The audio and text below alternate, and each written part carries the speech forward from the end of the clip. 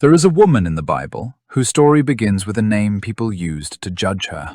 Not faithful, not chosen, not blessed. They called her a prostitute, Rahab. And yet, somehow, this same woman appears in the genealogy of Jesus. Isn't that shocking? Why would the Bible not hide her past? Why would Scripture intentionally leave her name there? And even more astonishingly, how did Rahab, a prostitute from Jericho, become part of the family line of the Messiah? That question is about much more than one woman's story. It reveals what kind of God the Bible is showing us, and it reveals what kind of people God is willing to rescue.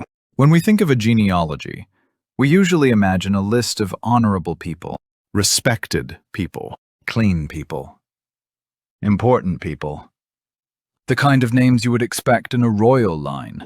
But when you open the genealogy of Jesus in Matthew, you find something very different. Among the names, one of the most unexpected is Rahab, a prostitute from Jericho, a Gentile woman, someone outside the covenant people of Israel, a woman who seemed far from the center of God's story. But God did not leave her at the edge. He brought her into the center of redemption. Rahab's story begins in Joshua chapter 2. Israel is standing on the edge of the promised land, and Joshua sends 2 spies into Jericho. And of all places, those spies enter Rahab's house. That alone makes readers pause. Why her house? Why would God place a woman like Rahab at such a crucial turning point? But this is exactly where the Bible begins to overturn our expectations. Because the woman society looked down on becomes the woman who chooses to stand on God's side. When the king of Jericho hears that the spies have come to Rahab's house, he sends men to demand that she hand them over. At that moment, Rahab has to make a choice. Will she stand with Jericho, or will she stand with the God of Israel, whom she has never seen with her own eyes? From a human point of view, the answer should have been obvious. Why risk her life for 2 foreign men? Why betray her own city? But Rahab does the unexpected. She hides the spies on her roof and sends the king's men in the wrong direction. Why? Joshua 2 gives us her answer. Rahab says that she had heard what the Lord had done. She had heard about the drying up of the Red Sea. She had heard about the victories God gave Israel. She had heard enough to know that Israel's God was not like the gods of Jericho. And then she makes one of the most remarkable confessions in the Old Testament. The Lord your God is God in heaven above and on the earth below. That confession matters. Rahab was not simply clever. She was not just politically strategic. She was a woman responding in faith. She had never seen the Red Sea part. She had never walked through the wilderness with Israel. She only heard about God, but she believed. And that is what makes her story so powerful. Faith does not always begin in a holy place. Sometimes it begins in the darkest place. Sometimes it begins in the life of the least expected person. Rahab was not chosen because she was already righteous. Her story changed because she placed her trust in the living God. Then comes the detail many people remember most: the scarlet cord. After protecting the spies, Rahab asks for mercy. She asks that when Israel comes into the land, she and her family will be spared. The spies agree, but they give her one sign. She must tie a scarlet cord in her window. Anyone found inside that house will be spared. This scarlet cord is deeply symbolic. Yes, on one level it was a practical sign, a visible marker for the invading army. But for many readers of Scripture, it echoes something deeper. It reminds us of Passover. On the night of judgment in Egypt, blood on the doorposts became the sign of deliverance. Now in Jericho, this scarlet cord becomes a sign of mercy in the middle of coming destruction. The power was never in the cord itself. The power was in the promise of God that Rahab chose to trust. By hanging that cord in her window, Rahab was making a public declaration.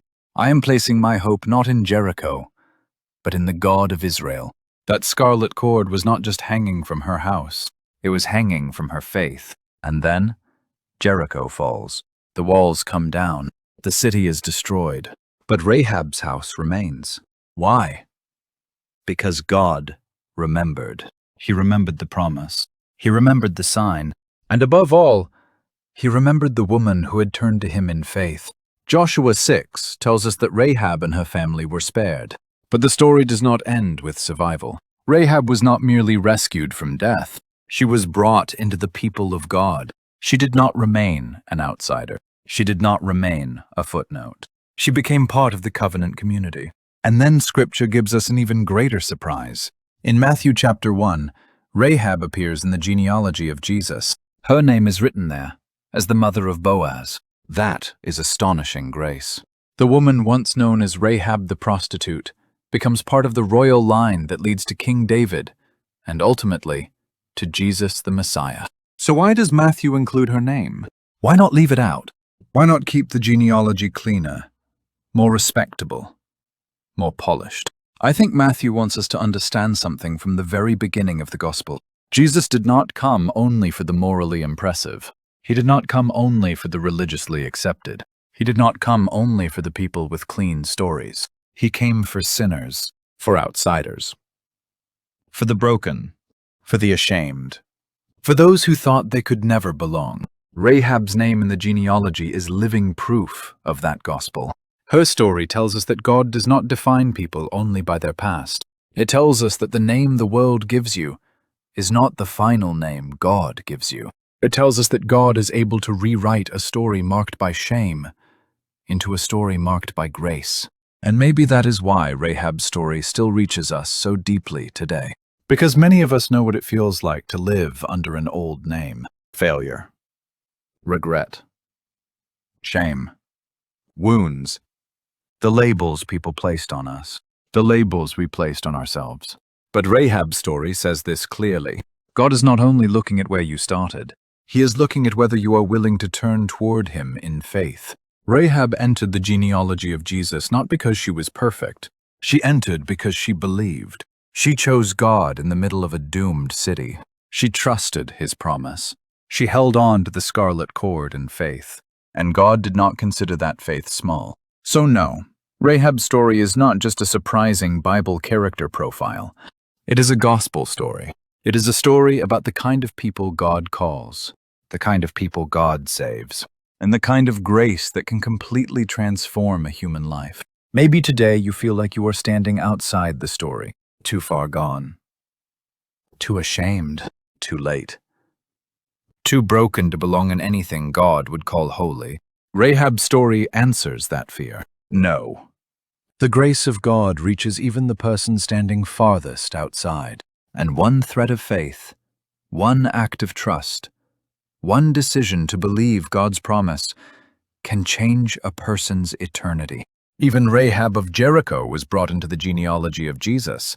Because God does not look first at reputation. He looks at faith.